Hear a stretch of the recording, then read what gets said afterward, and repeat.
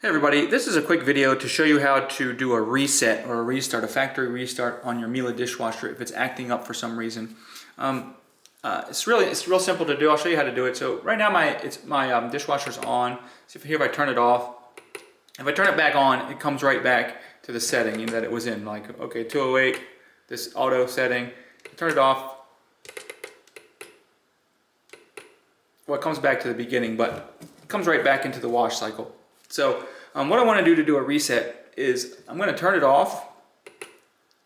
Then I'm going to come over here, I'm going to press, I'm going to hold the start button, and I'm going to hold it for several seconds. And once I hold it for several seconds, then I'm going to turn it on. And you'll see that it lights up, but it doesn't come straight to the setting.